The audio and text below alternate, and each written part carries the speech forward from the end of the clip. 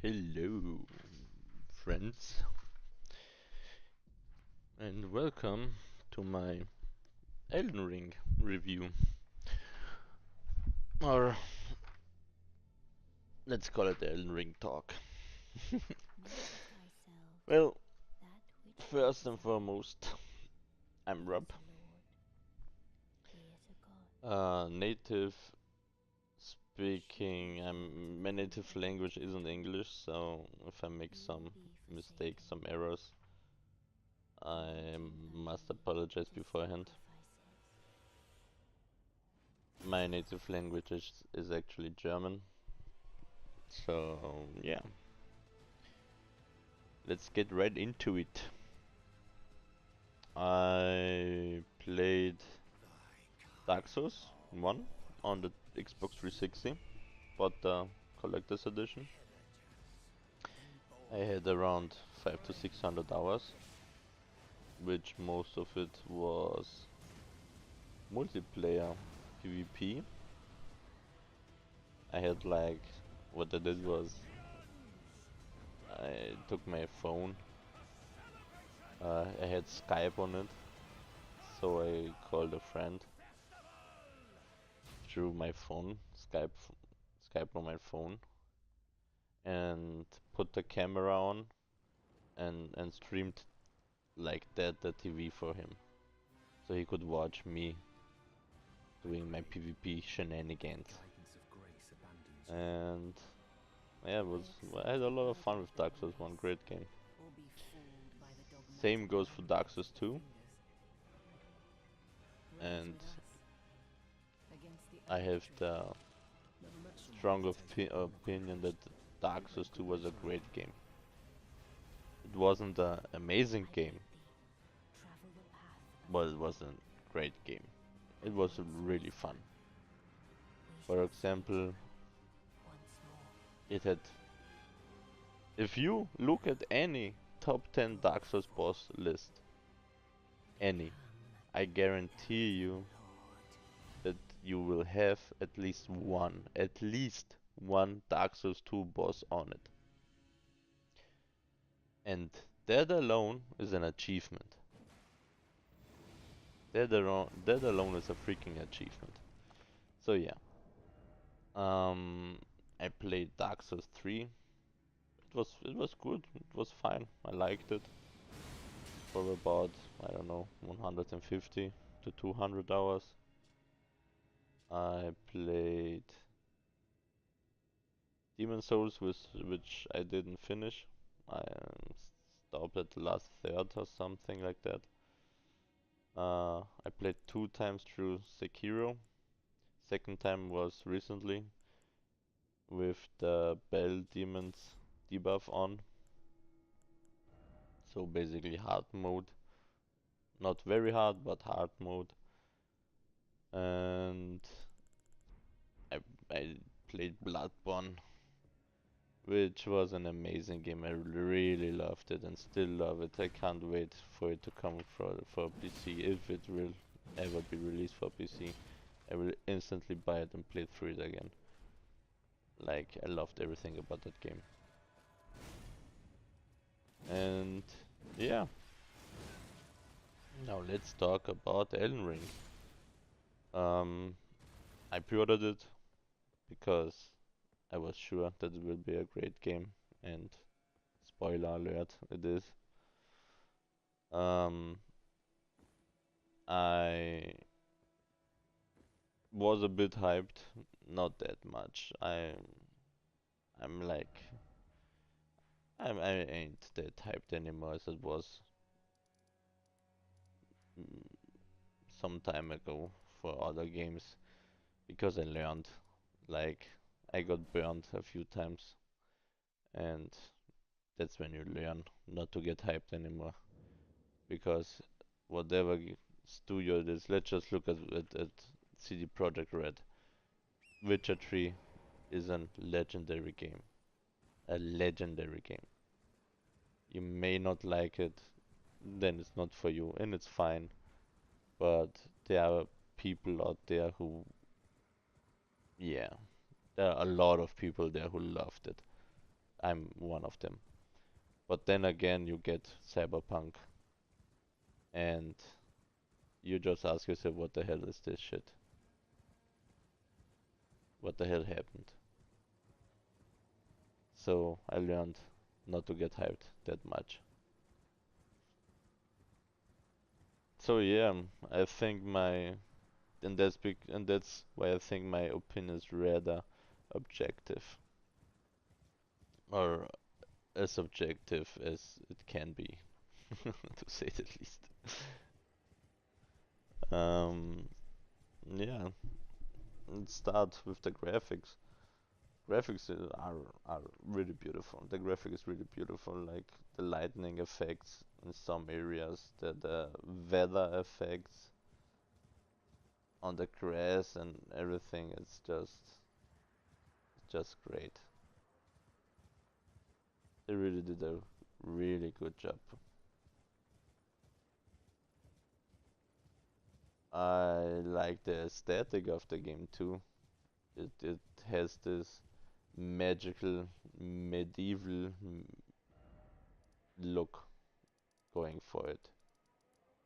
Like not as dark as Dark Souls, but I don't know. It is rather unique, I think, and I like it. It's looking very good. It's beautiful. They did a great job, and of course the world building too. Like you have some areas like if you go to the east into uh the let's say Radan, you go to Radan's castle, and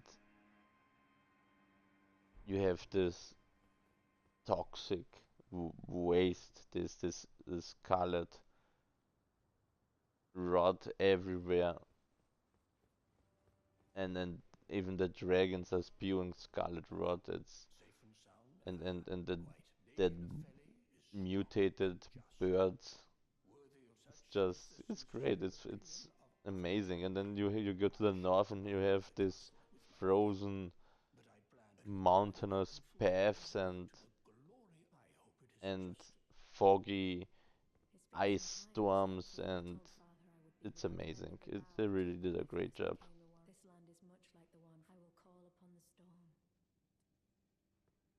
Mm, what I did not like though were that if you find a uh, cave somewhere, the one where you get the ashes at the end, every cave looks the same. They might be somewhat different, but at the end of the day, they look the same. There's no real difference between them. They try to make them a bit different, like for example, the one where you get confused. That was hilarious as hell. I really stood there and didn't know what to do. I was like, I didn't look it up where to go next, and still figured it out. It took a while, but I did figure it out how to progress. But it was amazing. Like they even put the defeated enemies. That even left the corpses of the defeated enemies on the ground to confuse you even more. Like I was here before. I know I was here before. There is the corpse on the ground, but you feel like you weren't. Like it was crazy. Or or let's talk about that one beach with like 30 corpses running around. Just it's crazy. They they they really did a good job. Every area was unique. Every area was great. Some weren't. Some were copied and pasted, but even there they tried to make it a bit different. So it's fine, I guess. Then Gameplay wise, they added a few new things, like crafting, which on one hand I find an amazing idea, like being able to craft your own fire bombs because you I don't know, you farmed some stuff, or being able to mix your own antidotes before going into some poisonous swamp. Just cool. It's just a great idea. But then again, what I did not like, what I really found dumb as hell, was, when you go into an area and let's say you find an illusionary wall or you find a side path and you follow that side path and you beat some enemies which are, I guess, normal strong, like fine strong. Nothing amazing, but not weak. And then you see something on the ground and it's purple, it's shiny and purple, and you know, okay, that's a rare item and that's my reward for going through all of that. And then you go there and it's an ethereal leaf. Like, it's a limited, rare, limited crafting material for what? A perfume bottle that you can use once, and then it's gone. That's just not worth it for me. Why should I explore? It makes no sense. Why should I take the time, got some side path, just to get some rare crafting materials for some things that I will never use because I know that if I get comfortable using them, I will get to a point in time where there won't be any anymore for me to use. Like for example, I fought against Malenia for 3.5 hours. If I would have used perfume bottles as part of my strategy, I would have never beaten her. Or at least I would have beaten her, but then after the fight I would have been done for. Because I wouldn't have anymore. I would have I would have had to be lucky to find new ones. So that's a big minus in my eyes. Like, why should it takes kind of the fun away from exploring? Like in Dark Souls 1 or Dark Souls 2, if you found some secret area, if you went a side path and beat some kind of enemy for it to get to the reward was always great. Maybe you couldn't have used it all the time, like, okay, that's normal, like, they can't place things that you will use, that you will always find a use for. Like, for example, you find a mask, a helmet for a mage. Well, if you're not a mage, you can't use it. You don't see any value in it. But it's still a nice gesture because you found something that has potential value. But an ethereal leaf, like a rare crafting material that is not used for crafting,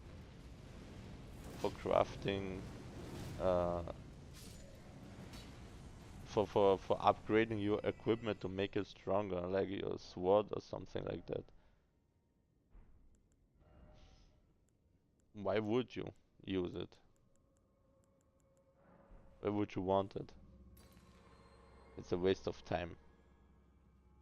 I mean, it's nice to have it in your inventory, but yeah. And that's part of the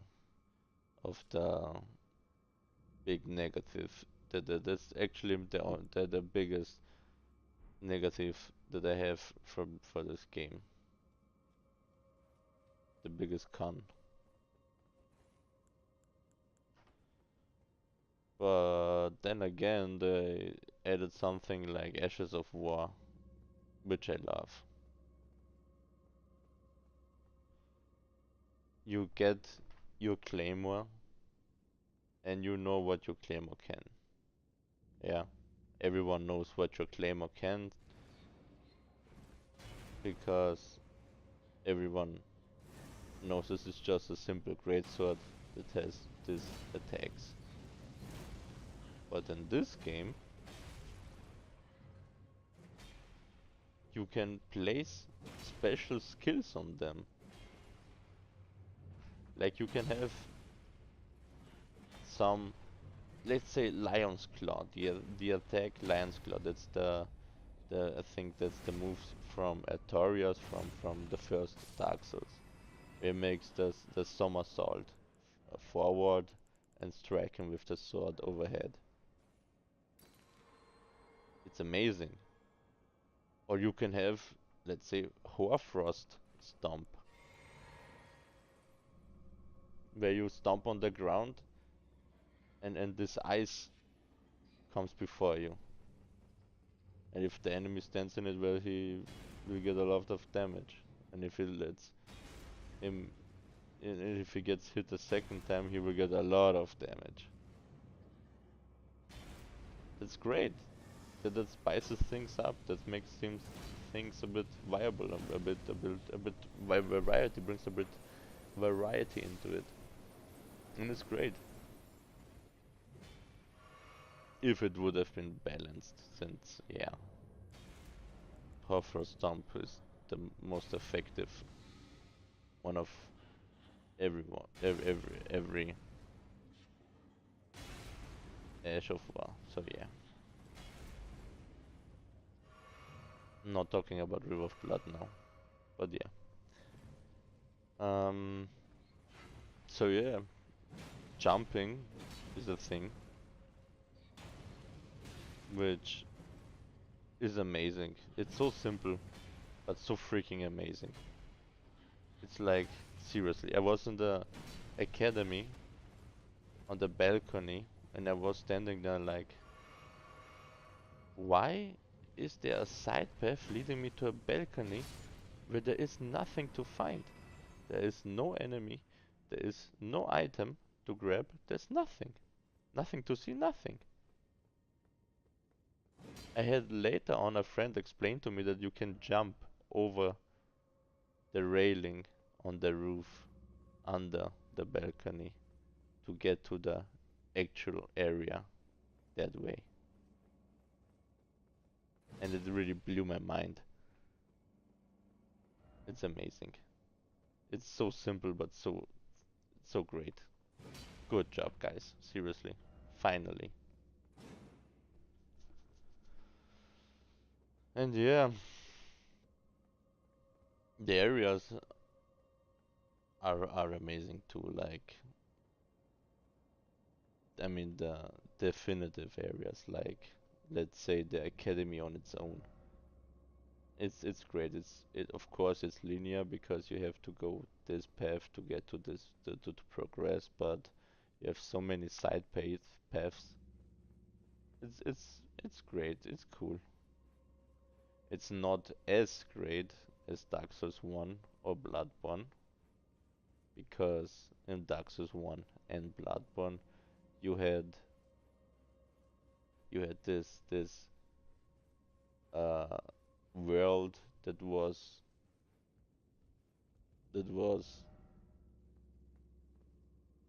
how do you say it, you that was just connected, like you were running in a circle and then opened the door from another side and got back to the bonfire that you first set on, and it was just amazing. Like it was a shortcut. You opened a shortcut.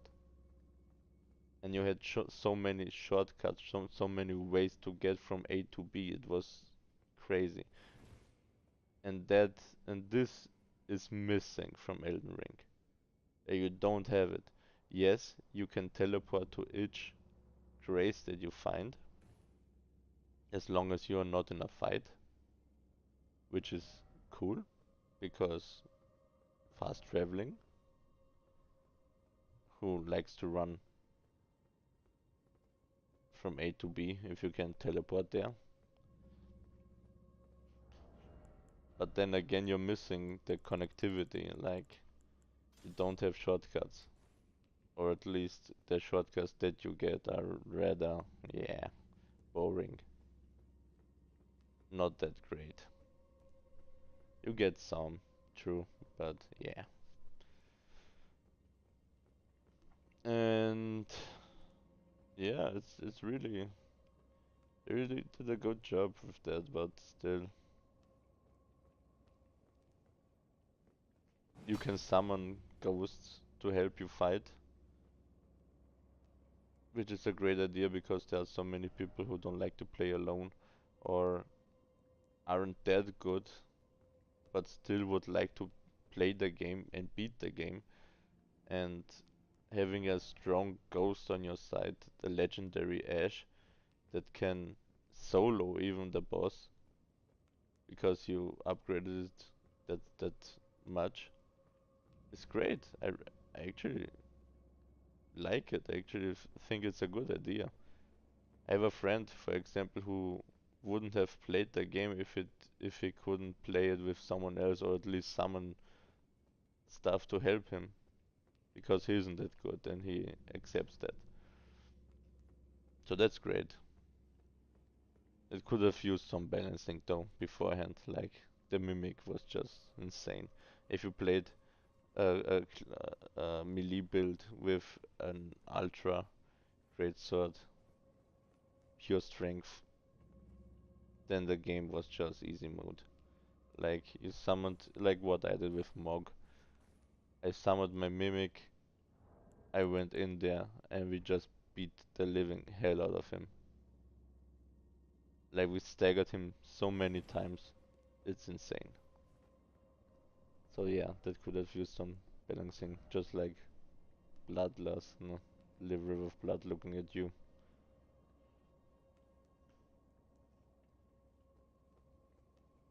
Or the weak, the weak faith builds. Like, yeah, you can one-shot a boss with your Kamehameha, but you barely have any faith stuff that really does a lot of damage. I mean, you can work with the madness stuff, but still. Yeah, and then let's talk about multiplayer. Multiplayer is great. Of course, I am ignoring the constant disconnects, but I think these will get fixed after some time. I think they are already fixed, or at least to a good degree. But yeah, multiplayer is great. Some builds are just SOP, as I just said. I mean, every third player has the blood katana, the river of blood katana, and just spams that button and wins the fight. Like I had two people invade me at once with the same katana. It's insane, and it's only because it's unbalanced as hell. Yeah, I think multiplayer will get better after some time, after FromSoft has figured out the balancing part of it. But for now, it's fine. You can have fun playing PvP, sure.